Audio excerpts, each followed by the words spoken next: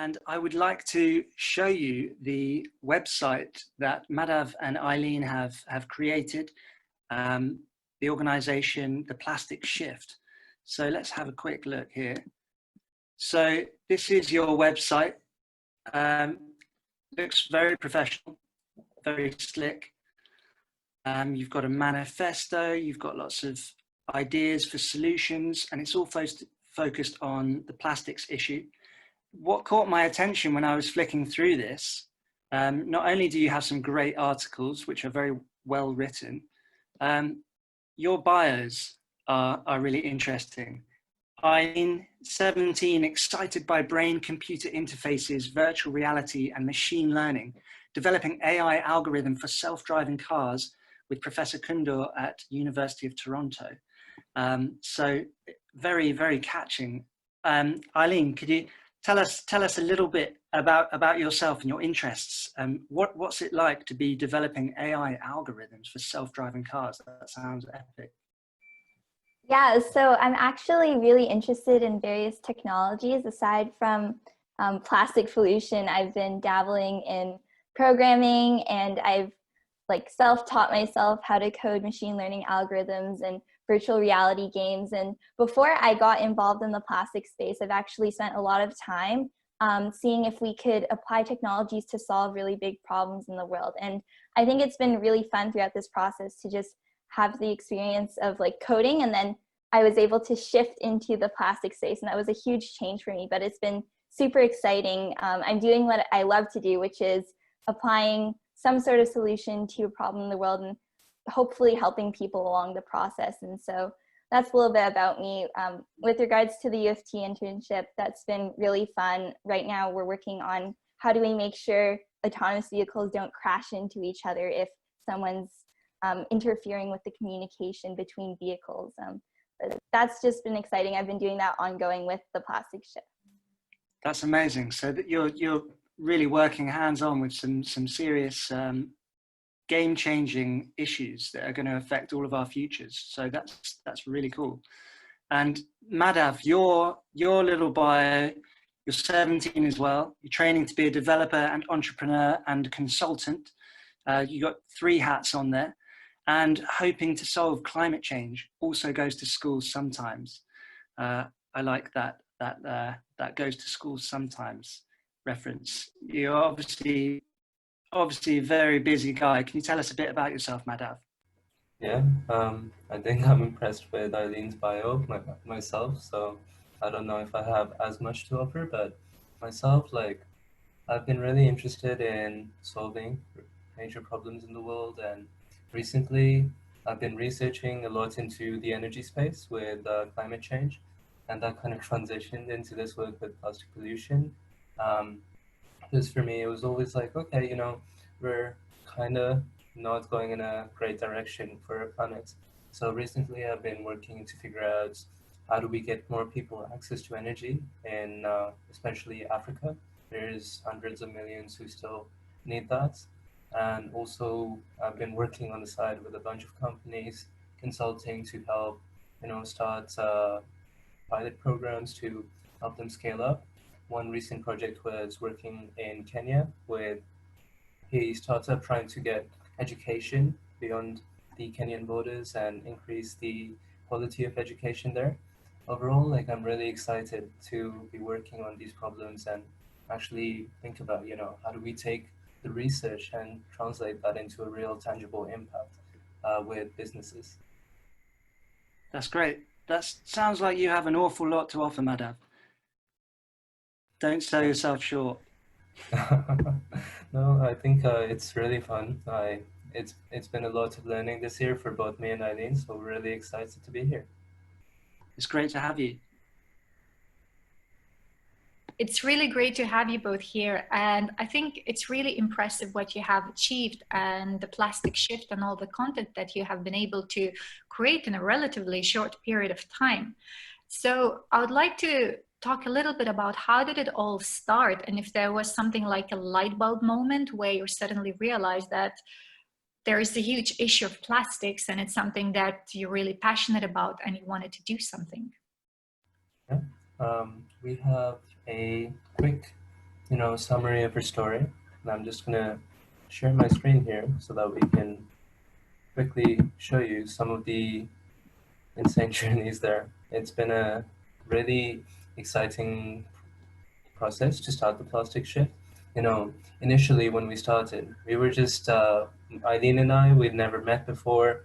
We didn't really know all of the things this project would lead to, and it did in fact start as just a school project. We were trying to research a little bit more into, plastic pollution is this major problem, but why is it that it's still been around for literally decades?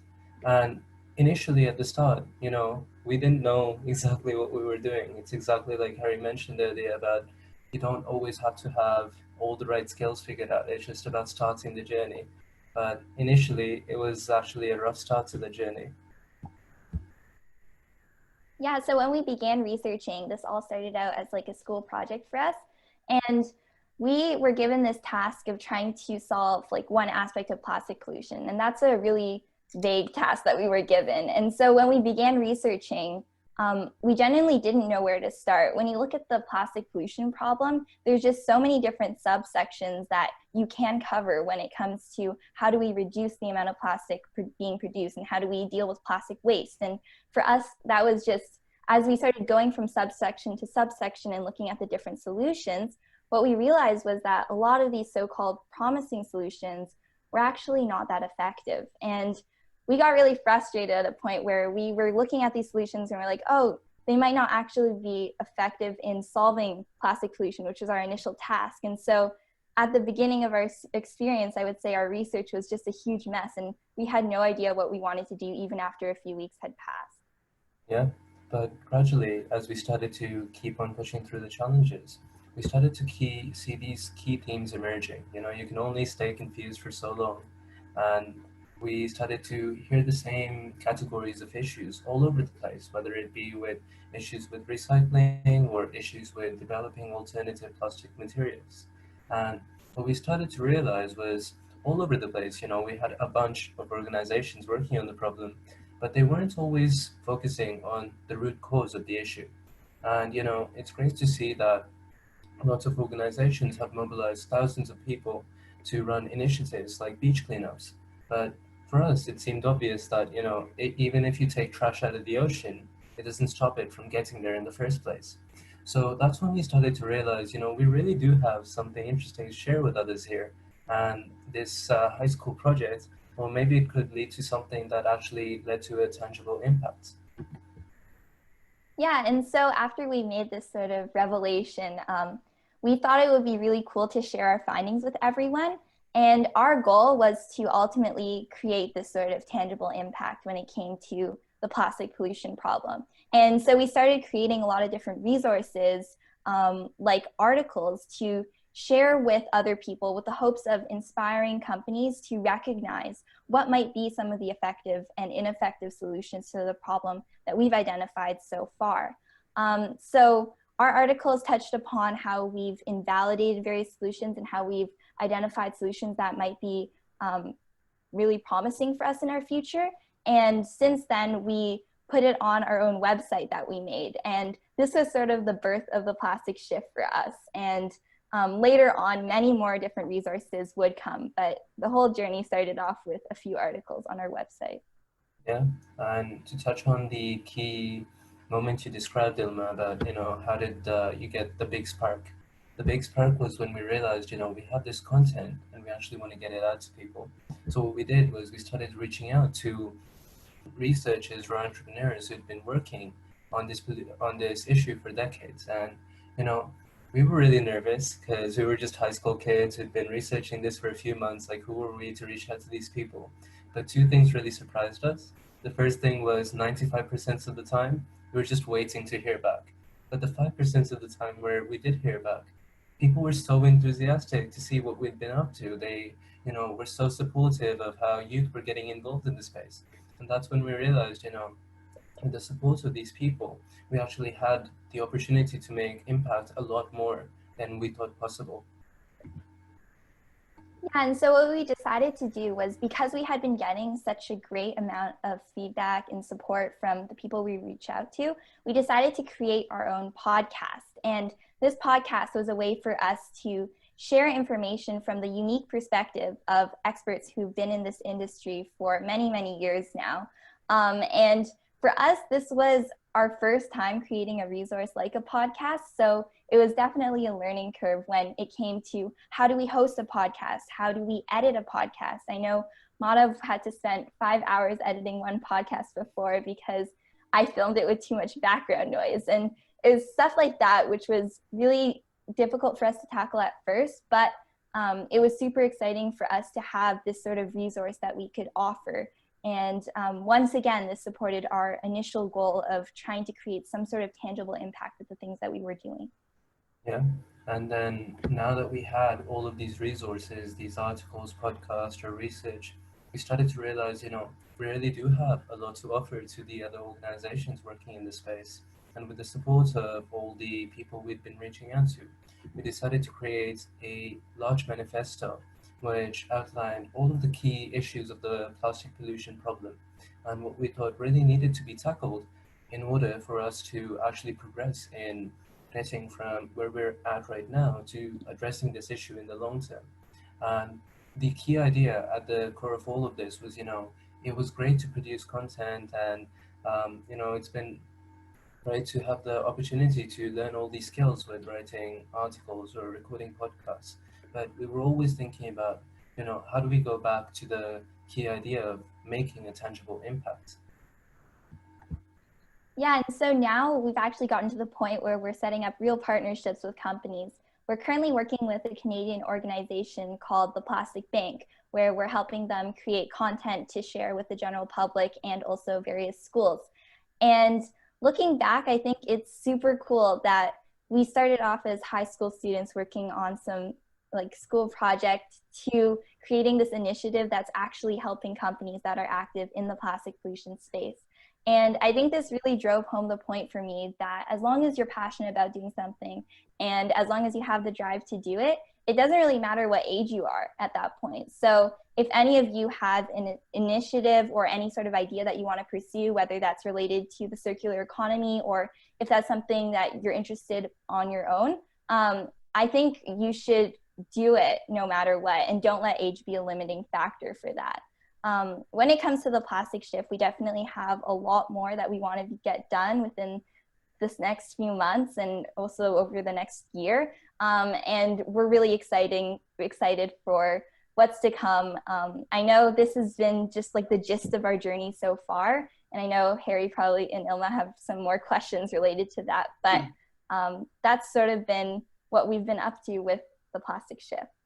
Thank you so much, and it's been incredible to just have this overview of your journey so far. And there are a few things that I really wanted to emphasize and that I really liked in the process that you went through, and I think that might be really useful for the audience today. So the first thing is that you followed your curiosity, there was a challenge that you saw was happening around you and you wanted to really get down to the bottom of that. And I really admire that you took your time to do all the research to really understand the root causes and not just focus on, on what we see, let's say on the beaches. Yes, there's lots of waste on the beach, but that's not the main cause. Let's track to what the actual root causes are. And then it sounds like you really try to see the entire system. And then once you understood what the problem are, you started engaging with all these different people and to really bring all these different voices. Again, we very much advocate the systemic approach here at the foundation. And I also like your tenacity and perseverance throughout the process. I mean, receiving 95% if 95% of people don't respond to you, but there are these 5% that are really enthusiastic, let's focus on the good things and let's continue from there. And the fact that, probably at the very beginning, you had no idea where you were going to end up, and yet look at where you are now. And it's just about taking sometimes one step at a time and, starting with the research and then just knowing what your next step is, and then building up from there. So I think there are so many great, incredible lessons that our audience could take it from you and learn and then find their own area where they want to implement something like that. Definitely. And to touch on the ideas you just mentioned, especially with the emailing and the reaching out, I think, you know, it gets to a point where we sound greater than we are. But I know I was talking to this Nobel Prize winning physicist, and he was talking to me about his motivation for, why do you actually do this work? And it's never, a grand idea. Okay, I was really curious about physics. The key idea is just it was fun for us. Like, it was fun for the physicist to do what he did, and it was fun for us to try and make an impact in this problem. So I know if Eileen and I, talked at the beginning to think, okay, yeah, this is where we'll end up in a few months, it would have been nearly impossible to get where we are now. But for everyone like listening in, I think like it's so easy to just think about, how do you make it fun for yourself to get those micro results, to just take those little steps that keep you enjoying the process and learning new things. And there's something that I think it's really important to stress here is that the fun factor really matters, but we could find fun things to do in areas that don't really contribute to the good of the world. So it's finding what the world needs to do from us, what we need to do for the world, and also what we find enjoyable and passionate about, and what we are good at. So it's like this little intersection between these three areas. What can we contribute to our local community or the larger communities around us? Where our curiosities lie and where our skill sets lie. All of those points you've raised fit in really nicely with the interview footage that I'm going to show later. When I interviewed somebody from Patagonia named Alex about 2 weeks ago, he wanted to join us live, but unfortunately he's in California and I think it's about 3 a.m. But he reached out to us to say, I really want to contribute to your webinars and talk about circular economy and what Patagonia are doing. And he had a very similar message. So that's really cool that you've picked up on that. A quick one from me for you guys is, at what point did you stumble upon the concept of the circular economy? Did you know about it before you began, or was it something that you uncovered during the course of your journey? Yeah, for me at least, I wasn't really aware of the concept of the circular economy beforehand. I think I had maybe heard the phrase a couple of times in passing, but I never really understood what it meant. And I think what happened was, in the initial stage of our researching process, we actually came across one of the Ellen MacArthur reports on the circular economy. And we used that as something to read over and to learn more and gain more insight, specifically with regards to plastic. But I think that sort of gave us a little bit more of a sense of what exactly did this term of circular economy mean. And as we ended up researching more and more of the different subsections of the plastic pollution problem, we started to see this phrase appear again and again. And it became sort of this affirmation that this was a really important concept that we should be thinking about in the back of our minds when it comes to dealing with plastics. And what do you find attracted you to the concept? You say that you were to some of these problems, and you stumbled upon the concept. What was it that drew your attention about it? Well, for me at least, it was really interesting to see how the same kind of underlying problems that the plastic pollution problem faced. It wasn't just unique to the plastic pollution problem. Say that we use too much materials, and we create products for a linear economy where they're just going to be ended up being disposed of at the end of the cycle. This isn't just something that happens with single-use plastics. It's also a trend that we see in fast fashion or in other aspects of the circular economy. So when we started to, identify these key trends in the plastic pollution space, it was really remarkable for us to see how these ideas, they weren't just limited to this one facet of the economy, and they could be actually translated to a bunch of the other spaces that you guys have been talking about for the past 7 weeks.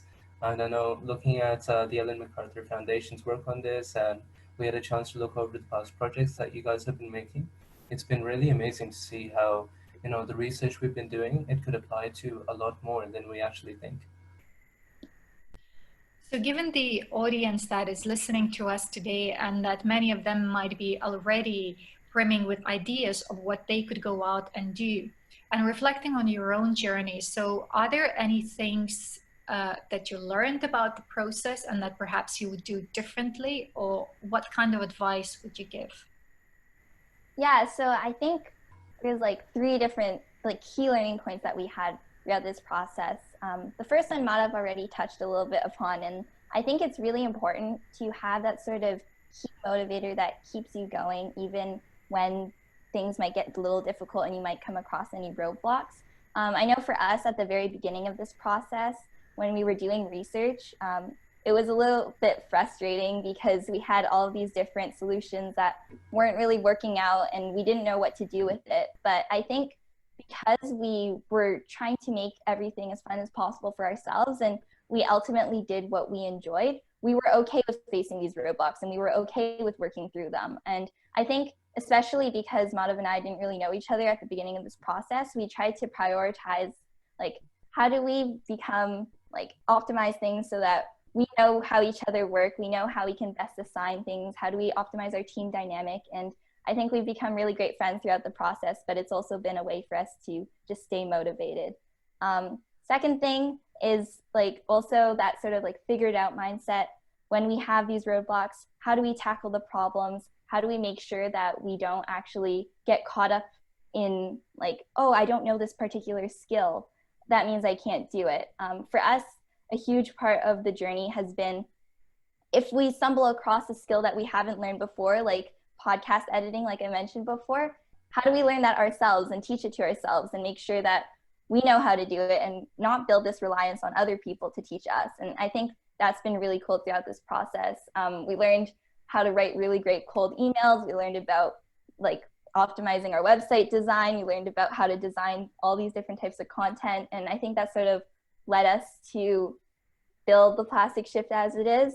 And then finally, I think you also touched a little bit upon this, but just like maintaining the sense of resiliency when you face problems. And I know for us, like especially with the cold emails, it was really difficult at first because like we were like, oh, no one's getting back to us, but that is normal. A lot of times people are really busy, and so you shouldn't really have this expectation of having 100% of people reply to you. So it's just like keeping these in the back of our head and making sure that we were very intentional about maintaining these like three learning points throughout the entire process has really helped us. And I really like what you say about the first point about, you know, working as a team. And I think I definitely, again, would like to reiterate that don't do it alone. Find someone to do it with, someone that is just as passionate as you, perhaps brings a different skill set so that, you know, you can complement each other, but it's definitely better to do it collectively than on your own. And then, as you say, the continuous learning and resilience, they're also really good points. And in terms of resilience, actually, I want to pause for a second and just mention the founder of the Ellen MacArthur Foundation. So Ellen MacArthur, she's a sailor who has sailed solo around the world twice. And I cannot recommend more highly her books. The first one about her first journey around the world, and second when she beat the world record sailing around the world.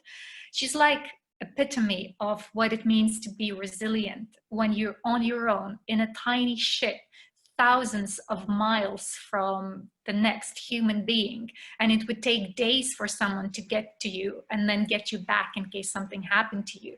And how do you continue minute by minute, hour by hour, and eventually reach the finish line? So it's definitely a very recommended reading. Harry. Thanks for that point, Elma. Definitely a very inspiring person to have leading our organization. So this title, the session title is The Future of the Circular Economy. So I'm going to have to ask you both what your thoughts are on the general direction that we're heading and your thoughts on the future of the circular economy. Yeah, I think, you know, it's been really great for the both of us to see how, even though we were, you know, just students in high school, we did have a unique insight to offer to the plastic pollution research here. And the key insight there was to look at the root causes of the issue rather than looking at the symptoms. So when we think about how do we speed up the progress to a circular economy in general? You know, we think that a lot of the organizations working on the issue, they could use a little bit more focus on, you know, how do we make changes to really two key touching points.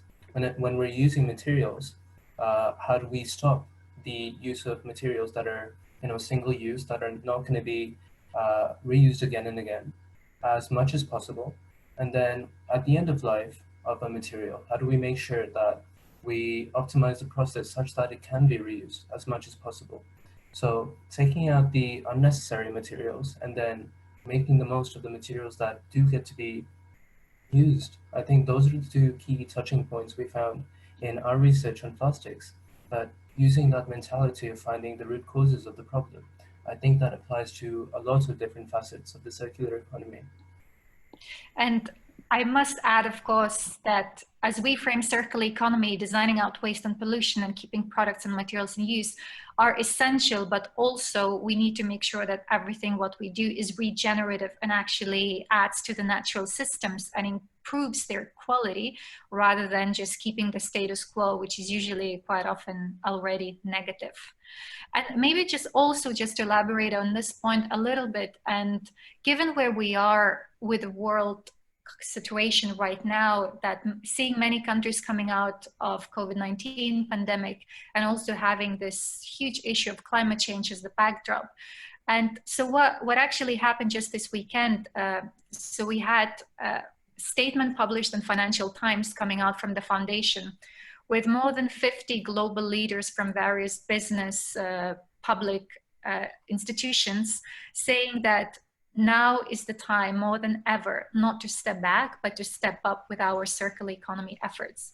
And this circular economy thinking based on these three principles, so again, designing out waste and pollution, keeping products and materials in use, and regenerating natural systems, has to underpin all our economic activities going forward. And maybe just to give a couple of examples of a couple of systems that we saw how fragile they actually are, because our systems in the world today, they're really efficient. And in many places of the world, we can get things, whatever we want, immediately, very, very fast. But so they are optimized to a great degree. But if something happens, such as global pandemic, or with climate change, unlike various disastrous events are more and more likely. So we see that these supply chains actually are very brittle and can collapse very quickly. For instance, with medical equipment for hospitals, we saw that very quickly companies couldn't supply the parts and things that they needed to keep patients alive. While in circular economy, if they had to focus more on ability to repair and that they had the spare parts to do that, and if the factories around them were able to, be flexible and change what they're doing and what they're producing much more quickly, it would have been much better. So circular economy principles definitely have something to offer there. And then on the other hand, let's look at the food production. And by the way, if you're interested in food, this week we had some great food webinars happening on our YouTube and social media channels, so go back and rewatch them. But our food system and the supply of the food is also the one that needs overhaul. And we saw how quickly, at least let's say here in London, how quickly we were running out of certain types of food. And then there were all these little local initiatives popping up, let's say farms providing food to the cities and, vegetable boxes and a lot of people started having them much more than before. And there's definitely another system that could benefit from circular economy principles being applied to it.